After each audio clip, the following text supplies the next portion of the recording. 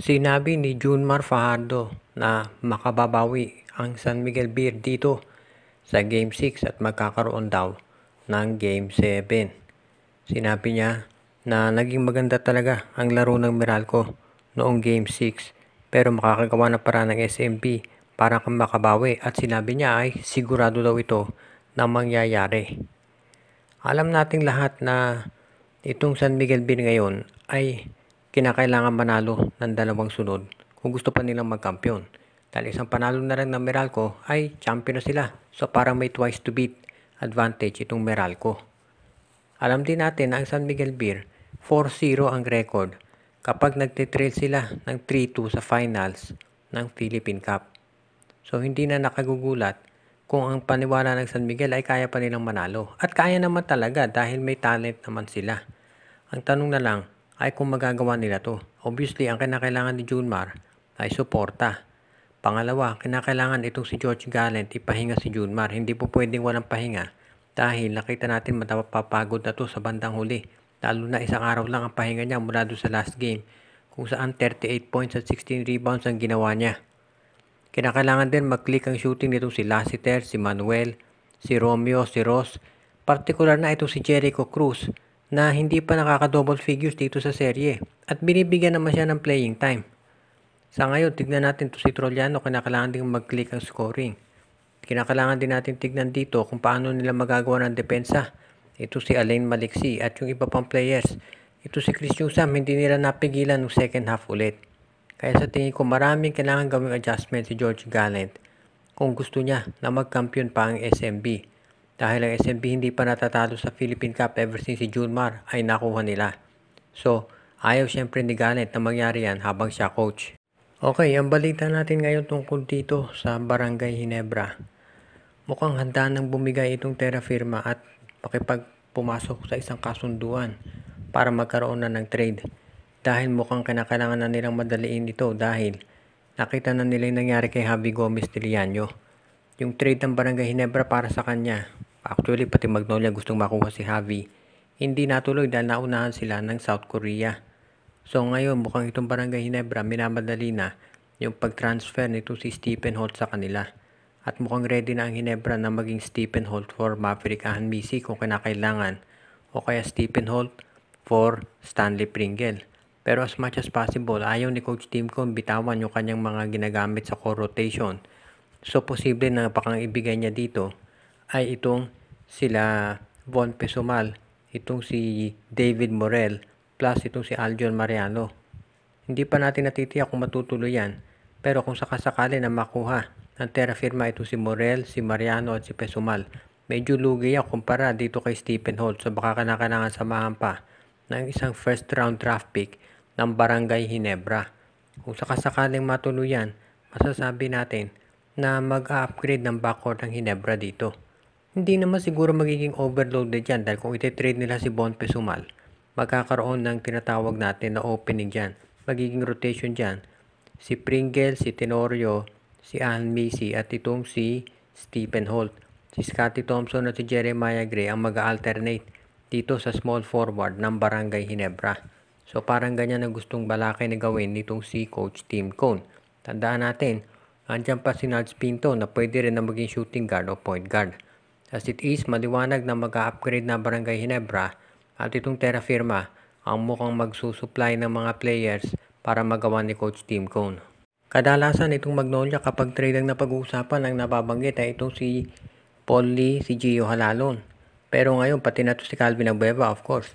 Pero sa tingin ko, isang posibilidad dyan na matrade talaga ay itong si Jackson Corpus. Dahil ito si Corpus, alam natin, mahusay na player yan. Kaya nga yung kinuha ng Magnolia noon mula dito sa Colombian Jeep nung hindi pa sila nagiging Terra Firma. Dahil mahusay ito na defensive player plus nakaka-score dito sa opensa. Kaya lang ever since itong matrade siya sa Magnolia, nawala na to ng playing time dahil ang daming small forwards nitong Magnolia. Kaagaw niya sa playing time dyan, ito si Rom De La Rosa, plus ito si Calvin Abueva at dumating pa nga itong si David Morel bago nila ni-release si Morel dahil nga sobrang dami na nilang wingmen. Kaya sa tingin ko ito si Corpus isa doon sa mate-trade. Lalo na dumating pa to si Jeric Balanza. Kaya sa tingin ko gagawin ngayon itong si Magnolia Coach Chito Victorero ay hahanap ng option kung saan pwedeng i-trade dito si Corpus. As it is, kung si Corpus nang bibitawan nila, hindi masyadong mataas yung value makukuha. Pero kung isasama siya sa ibang player, malamang tataas yan. So abangan natin kung ano ang gagawin dito ng Magnolia Chicken Templados. Ang alam ko dito, maraming team magkaka-interest dito kay Jackson Corpus dahil mahusay ito sa depensa. Pwede nilang gamitin to, for example, ng Phoenix Fuel Masters. Alam natin, kailangan nila ng mga defensive guard. O di kaya Rain or Shine Elasto Painters. Yung style ng nalaro ni Corpus, bagay dyan sa ROS. Kaya sa tingin ko, pwede yan dyan. Hindi naman mataas ang makukuhang o hihingin ang Magnolia kung si Corpus lang ang hihilingin. For example, ng Rain or Shine. Kaya sa tingin ko, magiging magandang asset yan para kay Coach Yeng Giao o sa kahit saan pa mang team na gustong kumuha sa kanya.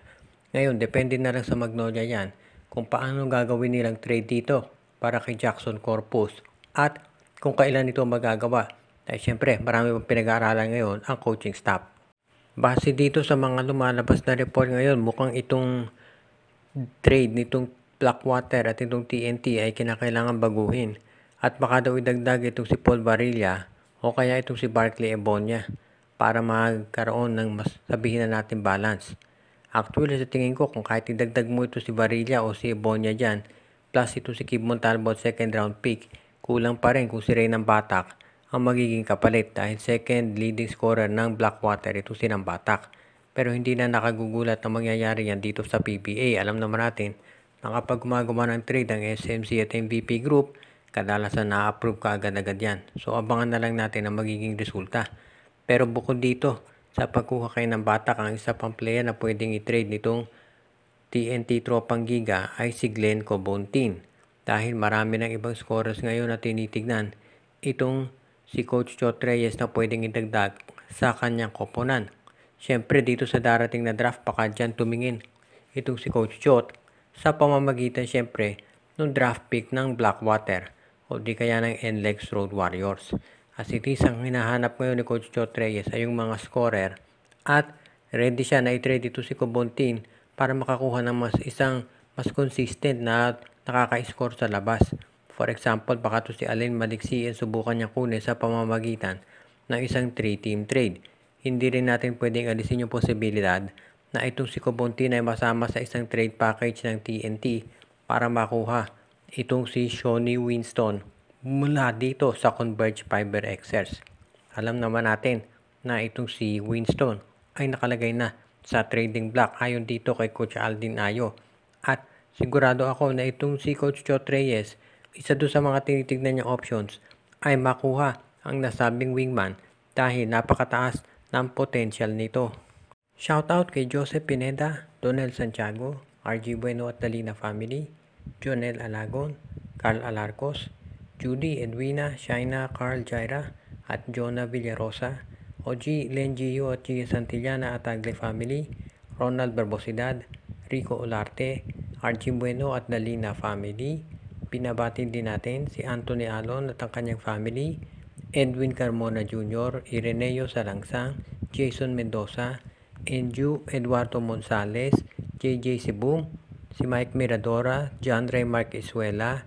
Pinabati din natin si Eduardo Del Rosario, Eduardo Monsales, Kuya Mike TV, Junjun, Angie, Patpat at B-Boy Matas at si Mitch Bagares, Romeo Conchada, Jonat Malyari, Katsakino Dokusin, Joshua Giray, Espejo at Rosales family, Dexter Domer at ang iba pa nating taga-subaybay.